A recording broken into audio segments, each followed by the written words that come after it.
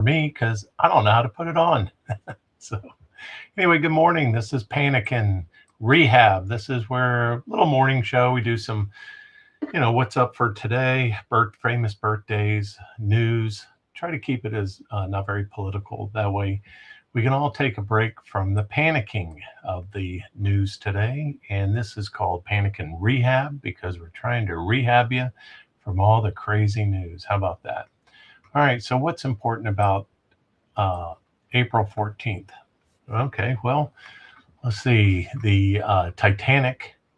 Uh, Here's a screen that this is a screen I saw for today, April 14th. A lot of things happened into the U.S. on April 14th. They had the sinking of the Titanic, hit an iceberg in the middle of the Atlantic, coming over from Southampton Bay, and Lincoln was assassinated at Ford Theater by Booth. Let's see. You had some other stuff go on. But this was the tragedy of the Titanic sinking.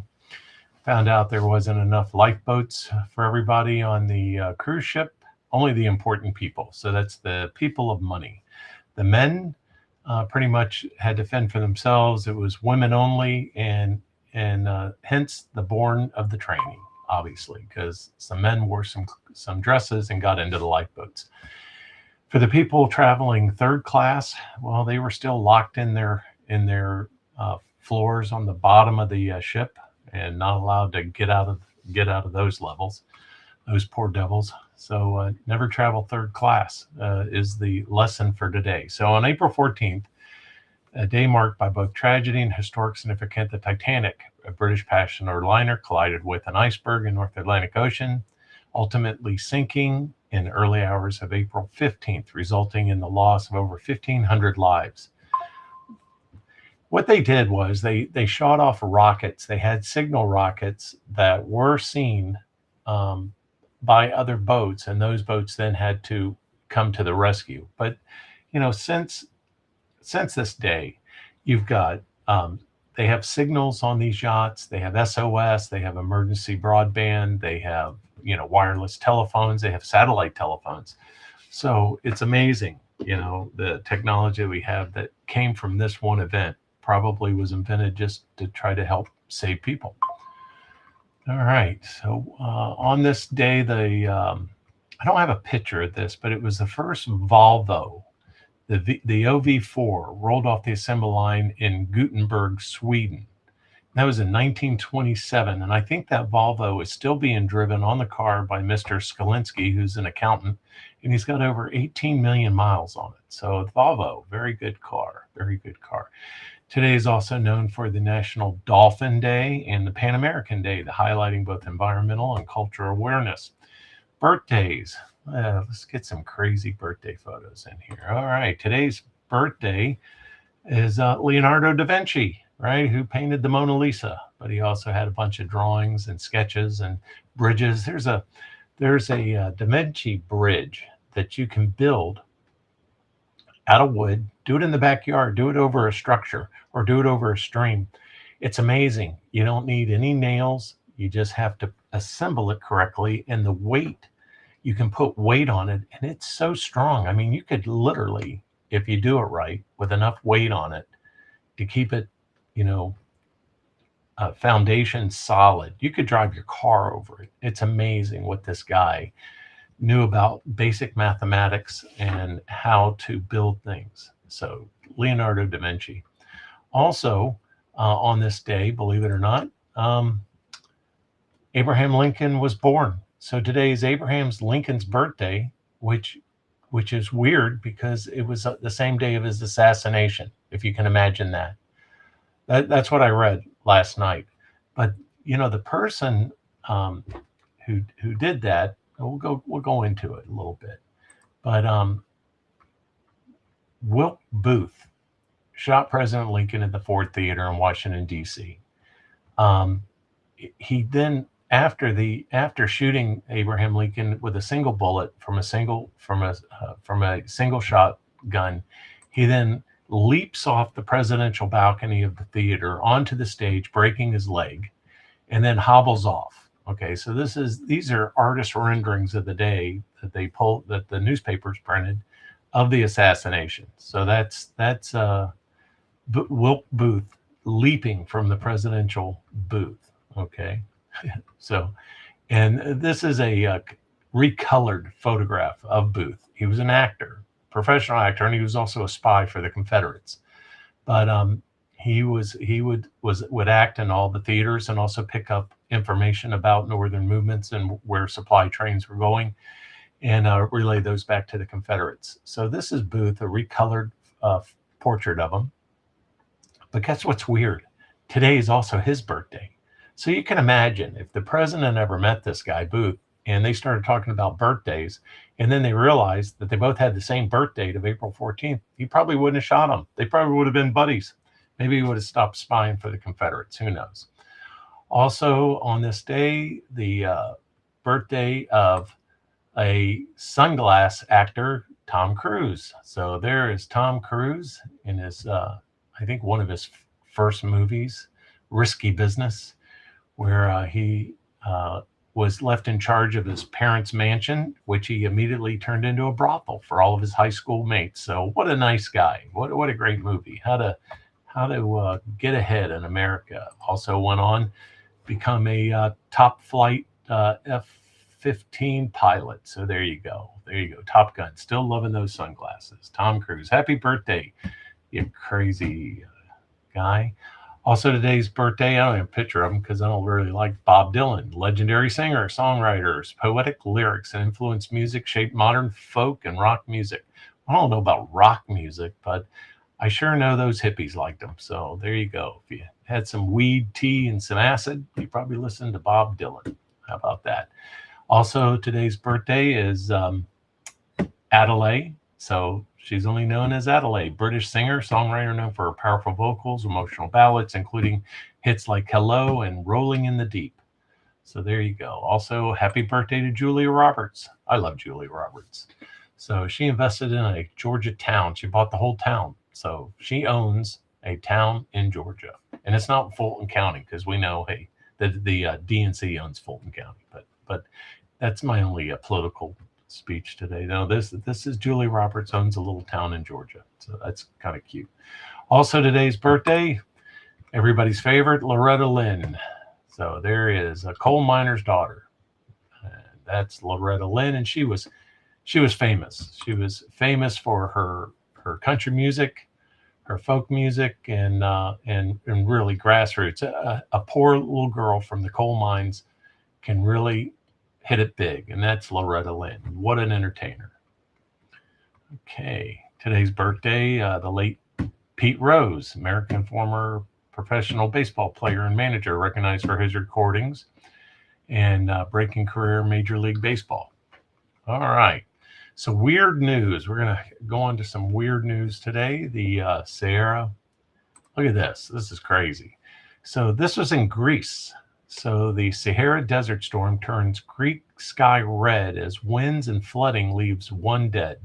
Athens, Greece, powerful storm front that unleashed over Greece in the past 24 hours brought hail, gale force winds and flooding that left one man dead and turned the sky over Crete a deep red.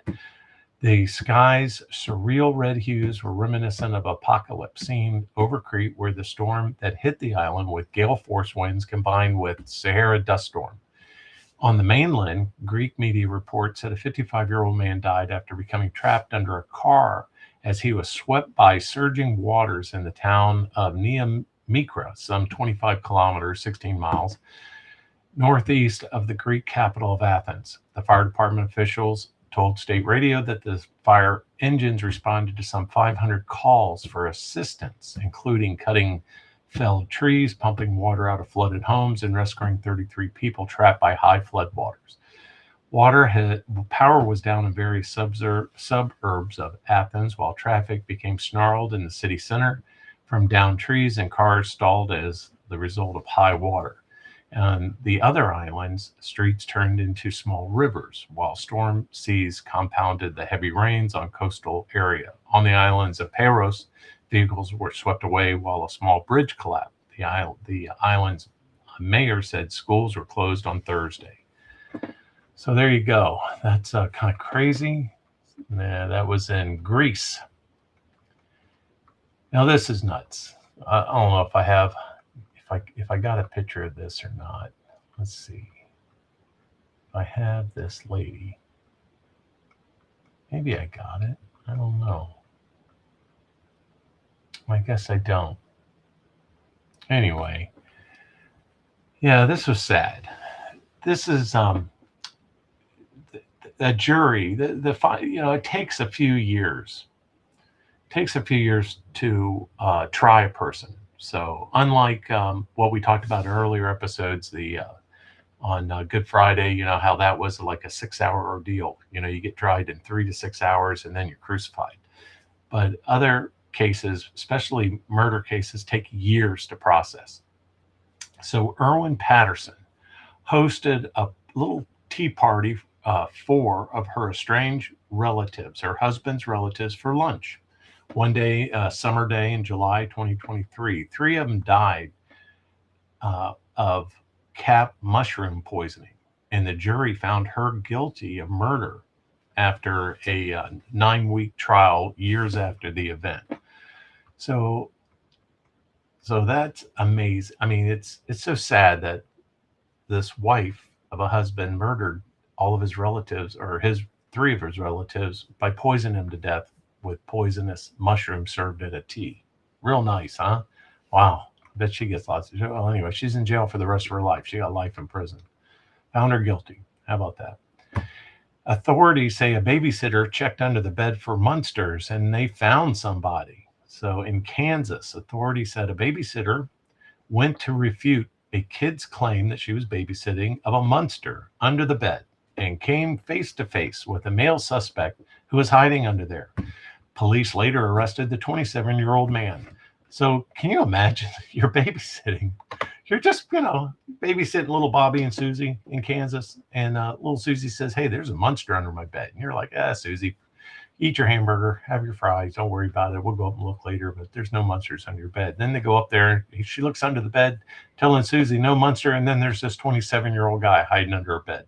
How crazy is that? And then have the wherewithal to call the police, and then the police come and they arrest the guy under her bed. Crazy. Is that, how long was he there? Was he the prior owner of the house? Maybe living in the attic? I don't know. But anyway, that was all the story said. Those are weird newses for the day. I figured you can't take much more of that, right? Here's some updated news. Eric Swalwell and Tony Gonzalez, one's a Democrat, one's a Republican. They both resigned from Congress. So there you go. We talked about this yesterday briefly, but you know who Swalwell is. He's the guy with Fang Fang. He was a California congressman running for governor, and he was in the lead. So he was leading the pack of Democrats, including Porter and some other people, the old mayor of LA. Swalwell was way ahead. But for some reason, they just never really went after his rumors of roofing his staff. So it's reported that 4 people came out and said that they were either raped or roofied by this congressman while working for him. And now there's leads up to 55 people are coming out of the woodworks for this guy. So I don't know. I think he's in big trouble. So Swalwell, good luck, and hopefully you won't be representing anybody except maybe your cell block. So hopefully. All right, and then Gonzalez. Nobody knows who this guy is. We'll show you a picture of him. Let's see if we can see a picture. I may not have a picture of him. No, I don't.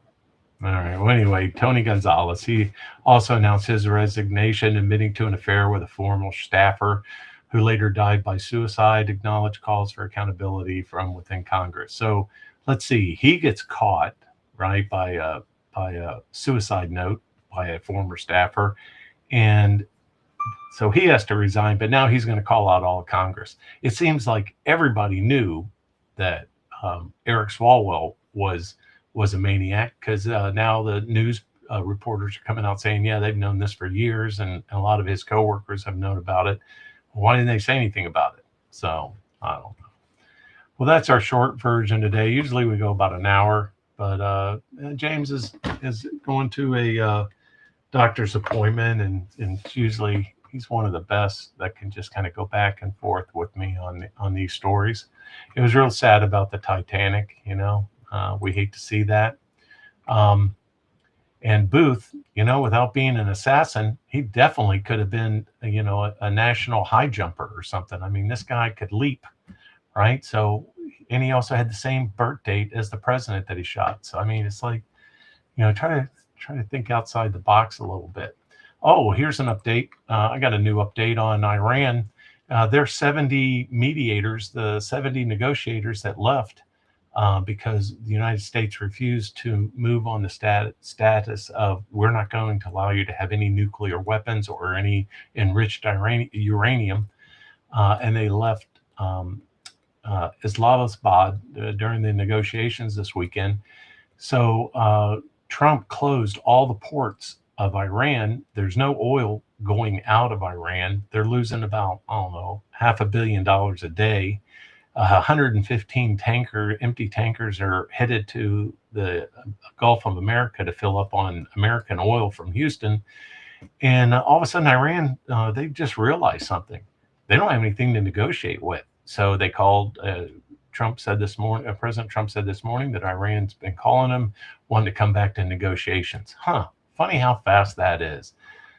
So good luck. Hope it works out. I have a funny feeling that Iran's selling of oil and using the Straits of Hormuz to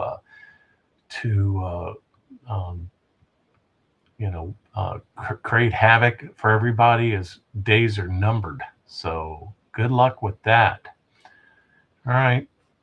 Let's see. That's about it. Make sure you send Tom Cruise a happy birthday card.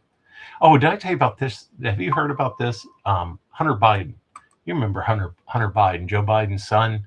Yeah, he's the guy that was a big wig with a oil company in the Ukraine. Remember how they were paying him, lots of money to retain him as a representative?